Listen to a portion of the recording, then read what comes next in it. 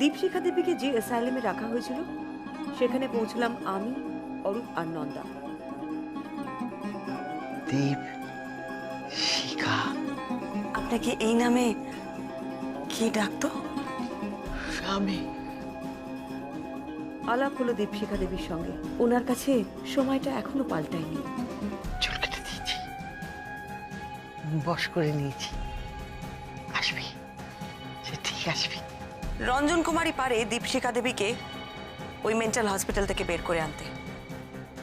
দীপশিখা দেবীকে যদি একবার জয়দ্রথর কাছে পৌঁছে দিতে পারি তাহলে এই সমস্যার সমাধান হবে, এটা আমার বিশ্বাস।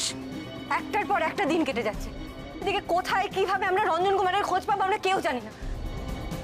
তার আগে যদি জয়দ্রথ তোমার কিছু করে দেয় তখন? বাবা তোরা এত টেনশন করিস না।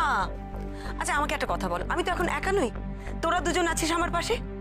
আমার তো এখন বিপদ হওয়ার সম্ভাবনা অনেক কম। কি ঠিক তো? বৌমা, শ্যামল বাবুকে একটা ফোন কর, আমি ওনার সাথে একটু কথা বলতে চাই। আচ্ছা, রিং হচ্ছে। মহুয়া বলো। শ্যামল বাবু, আমি পরমা মিত্র বলছি। এত আওয়াজ হচ্ছে ফোনে। আপনি কেন, কি আবার জানার আছে? সরি শ্যামল বাবু, আপনাকে একটু ডিস্টার্ব করছি। রঞ্জন কুমারের বর্তমান খোঁজ দিতে পারবেন আপনি? একটু জোরে বলুন, আমি বাইরে আছি, শুনতে পাচ্ছি না। বলছি যে রঞ্জন কুমার এখন কোথায় আছেন সেটা আপনি বলতে পারবেন? দেখুন বলছি তো, আমি ঠিক শুনতে পাচ্ছি না, একটু জোরে বলুন, জোরে। আচ্ছা আপনি কখন বাড়ি ফিরবেন? বিকেলের দিকে। কেন? না বলছিলাম যে আমি আপনার সাথে একটু দেখা করতে চাই, কাইন্ডলি যদি আমাকে একটু সময় দেন। ঠিক আছে, আসুন। তবে আমার কিন্তু বিশেষ কিছু জানা টানা নেই আর। না তাও যদি একটু হেল্প করতে পারেন। হ্যালো শুনুন শুনুন, আপনার বেশি সময় নেব না আমরা, ঠিক আছে? অনেক ধন্যবাদ। কি বলো দিদি ভাই? উনি বাইরে কোথাও আছেন, আমার কথা না ঠিক মতন শুনতে পাচ্ছেন। শ্যামল বাবু একটু বিরক্ত হয়েছেন বলে মনে হলো।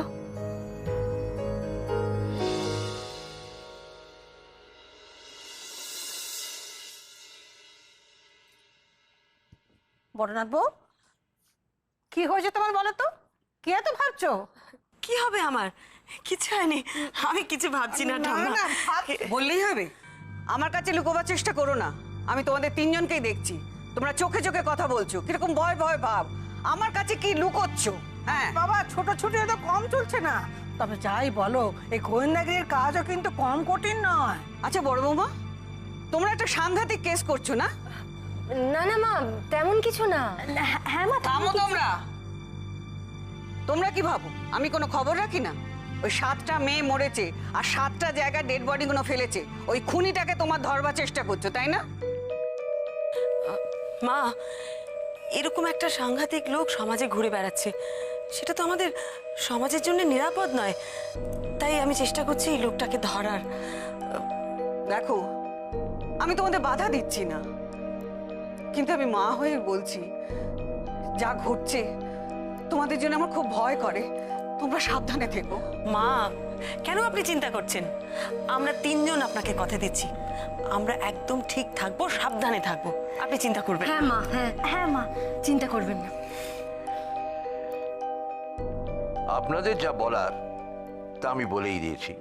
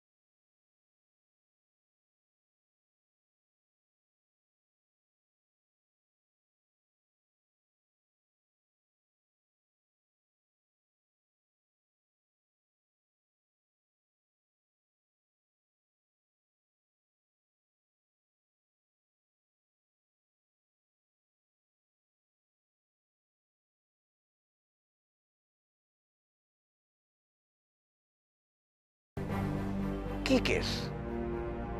ইনভেস্টিগেশন তো আপনারা করবেন, আমাকে যারা করছেন কেন? শ্যামলবাবু, আপনি নিশ্চয়ই জানেন যে শহরে পরপর 7টি মেয়ের মৃতদেহ পাওয়া গেছে। নিউজে দেখেছি, তার সঙ্গে এটার কি? দেখুন, এই 7টি খুনের সাথে রঞ্জন কুমার আর তার স্ত্রীর ইতিহাস জড়িত।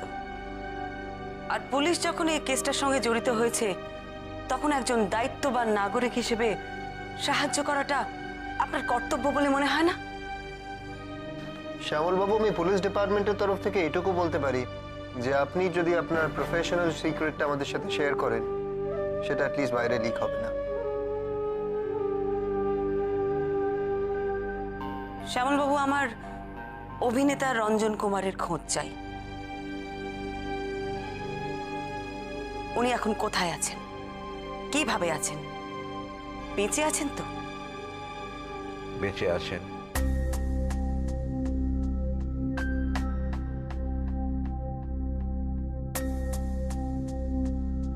একজন এত বড় স্টার এতগুলো বছর কোথায় আছেন?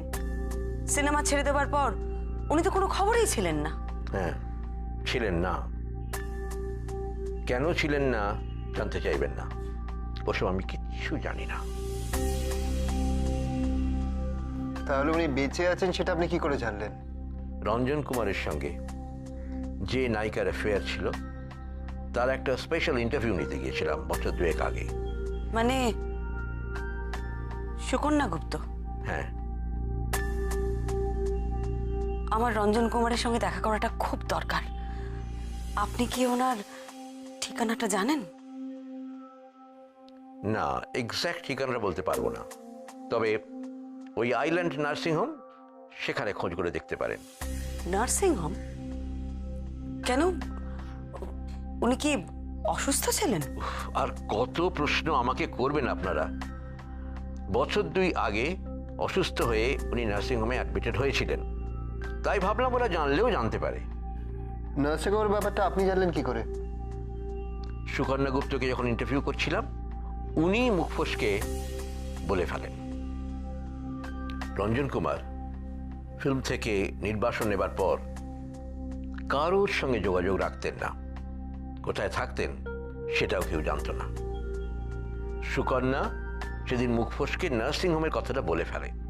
তাহলে আমরা সুকন্যা গুপ্তর কাছে গেলে রঞ্জন কুমারের খোঁজ পেতে পারি? আমি কি জানি, দেখুন চেষ্টা করে, তবে মনে হয় না পারবেন। আশা করি আর আপনাদের কিছু জানার নেই। আমি টায়ার্ড।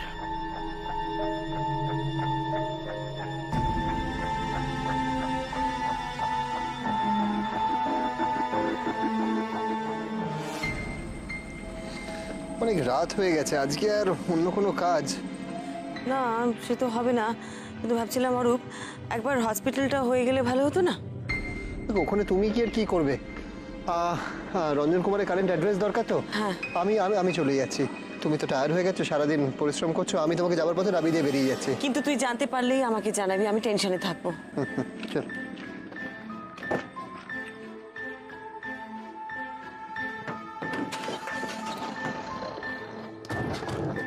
চল।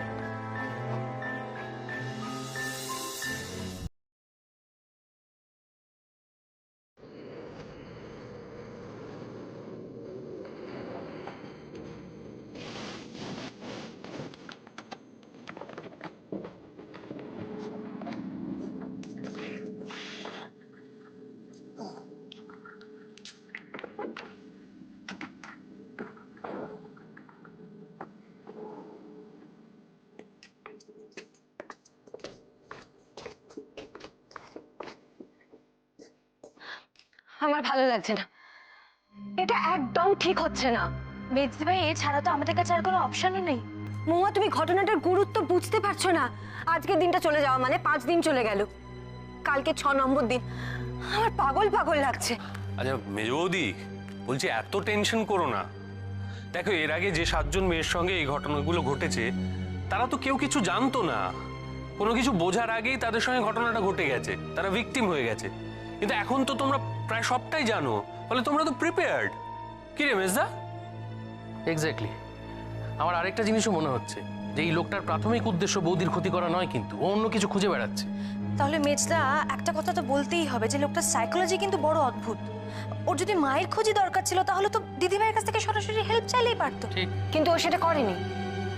ও ক্রাইমের মাধ্যমে দিদিভাইয়ের অ্যাটেনশন ড্র করার চেষ্টা করেছে। আর কোনো ছোটখাটো অপরাধ নয় কিন্তু, একটা ইনোসেন্ট মেয়েকে শুধুমাত্র দিদিভাইকে বাড়ি থেকে বের করবে বলে তার চুলে আগুন লাগিয়ে দিল। তারপরে দিদিভাই যে বাড়ি থেকে বেরোলো অমনি তার চুলের ডগাটা কেটে দিল। সব থেকে বড় কথা হচ্ছে লোকটা 7টা খুন করেছে। আশিস, এর তো কোনো গ্যারান্টি নেই যে লোকটা দিদিভাইয়ের কোনো ক্ষতি করবে না। এভাবে বসে থাকলে চলবে না, আমাদের ভাইকে বলতে হবে। এভাবে লাইফ রিস্ক নিয়ে দিদিভাইকে গোয়েন্দাগিরি করতে দিতে পারি না আমরা। মেজদি ভাই, শুরু থেকেই না আমি লোকটার সাইকোলজিটা বুঝতে চেষ্টা করছি, জানো।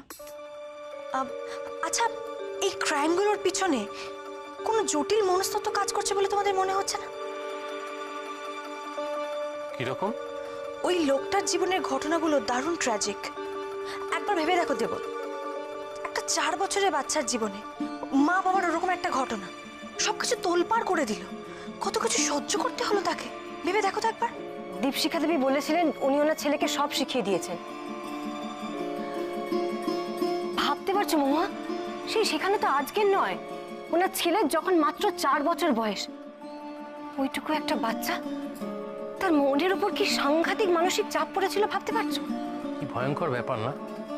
একটা বাচ্চা ওইটুকু বয়স থেকে ব্ল্যাক ম্যাজিকের প্র্যাকটিস করছে। এই বয়সে এসে তো তার পাগল হয়ে যাওয়ার কথা। বোধহয় সেই জন্যই ছেলেটার মেন্টালিটি ওই রকম। কি ব্যাপার, সবাই এখানে? আজ খাওয়া দাওয়া হবে না নাকি? হ্যাঁ নন্দা, চল চল চল চল, অনেক রাত হয়ে গেছে, চল চল চল চল চল। বৌদি, বুঝি প্লিজ একটু সাবধানে থাকিস। হ্যাঁ, খেতে চল।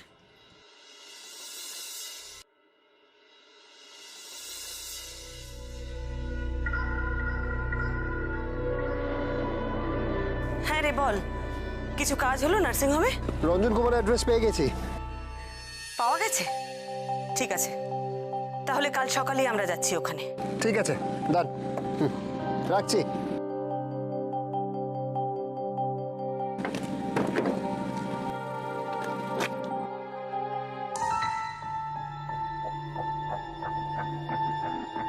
আরে পেনটা কোথায় গেল? তো নেই দেখেছে স্যার। আরে নেই দেখে মানে কি, এখানেই তো ছিল, কোথায় যেতে পারে? তুমি গাড়ি থেকে নেমেছিলে? 10 मिनट के लिए गए थे सर। 10 মিনিটের জন্য নেমে গেলে গাড়ি ছেড়ে? মানে ও কালুদা কেন ছুটি নেয় না আমি বুঝতে পারি না। চলো।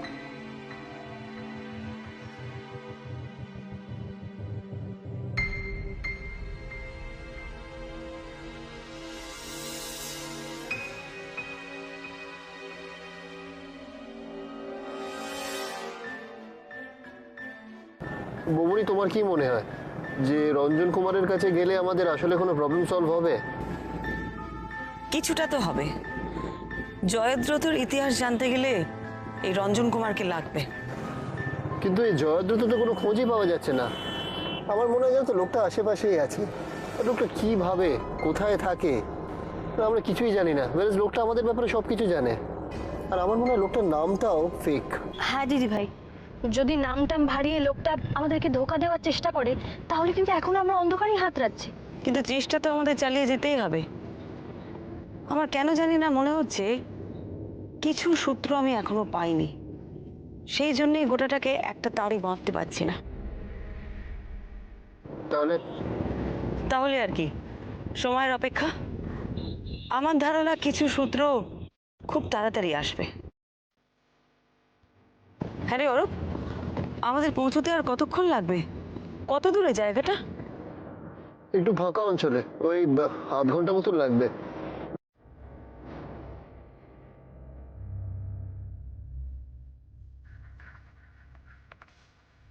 পৌঁছে গেছে।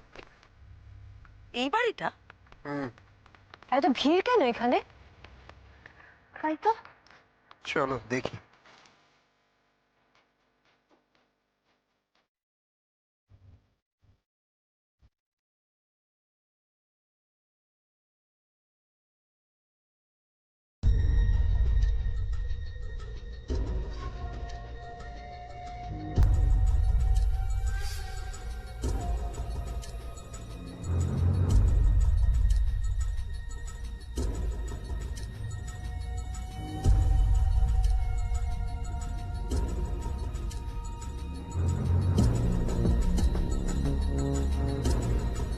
রঞ্জন কুমারের বাড়িতে আগুন?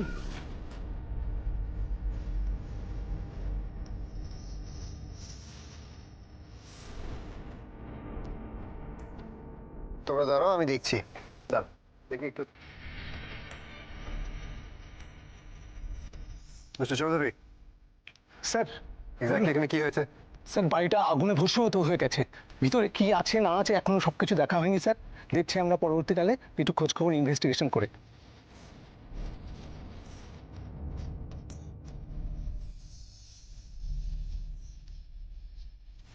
দিদি ভাই ওই দেখো কাটে ঠুটি। জানি না, তারা দেখি তো।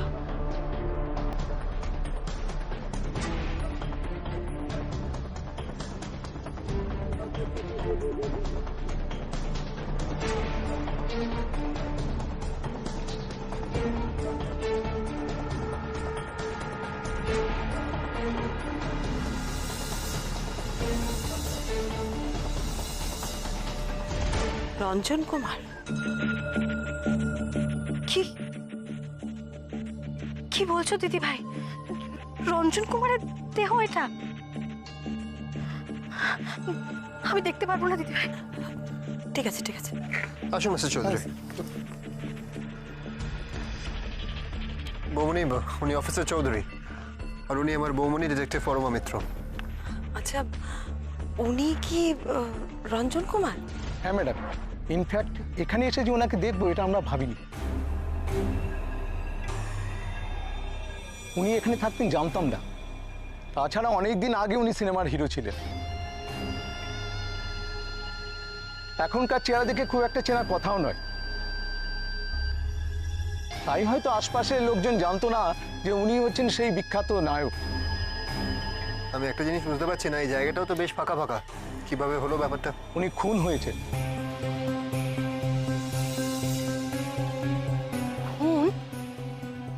উনি পুড়ে মারা যাননি? না, ওনার মৃত্যুটা অদ্ভুত। মারা হয়েছে বরফে জমিয়ে।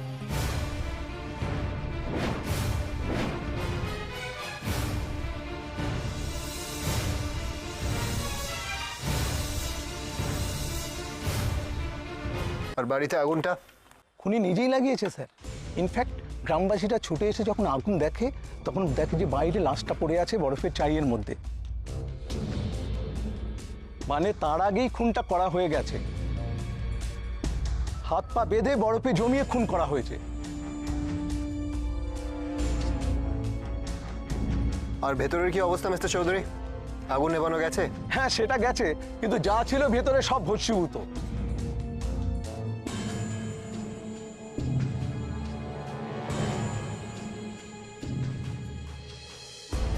আর ফরেনসিককে খবর করা হয়নি? ঢুকেছে ভেতরে, কিন্তু জানি না কোনো ক্লু পাবে কিনা। বাড়ির ভেতরে আগুন আর বাইরে বরফ জমিয়ে খুন, এ তো জীবনে কোনদিন দেখিনি। এ তো একেবারে হিন্দি সিনেমা। এসব পুরনো পাপ।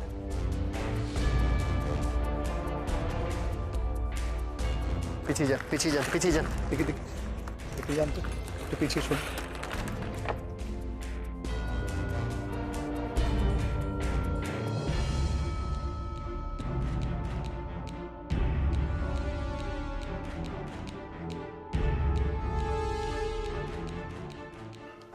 ড্যাম ইট, আমারই বোঝা উচিত ছিল।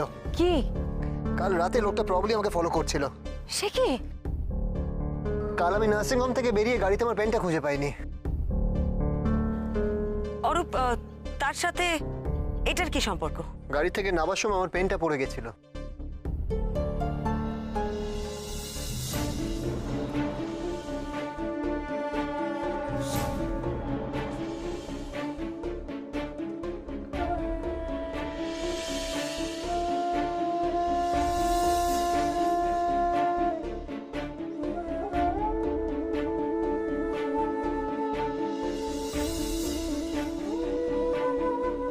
ও তো ইচ্ছে করে আমার পেনটা সরিয়েছিল যাতে আমি একটা হিন্ট পাই।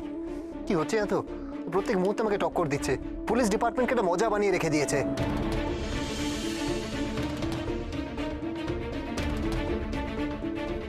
শুধু পুলিশ ডিপার্টমেন্টকে নয়, ও আমাকে ব্যবহার করে কিভাবে নিজের কার্য সিদ্ধি করলো দেখ অরূপ।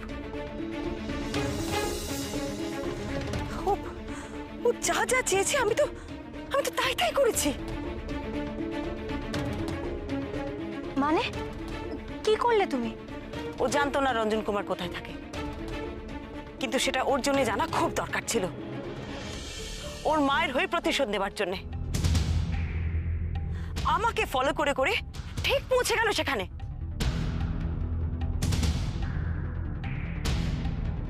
আমাকে কাটা চুলের বেনি পাঠানো, আমার চুল কেটে নেওয়া, তারপর 40 বছর পুরনো ম্যাগাজিন চিত্ররথ পাঠানো, এগুলো সব ওর একটা ঠান্ডা মাথার প্ল্যান। সত্যি লোকটার বুদ্ধি আছে বলতে হবে। আসলে লোকটা আমাকে কোনো কেসই দেয়নি অরূপ, নিজের কার্য সিদ্ধি করার জন্য আমাকে ব্যবহার করেছে।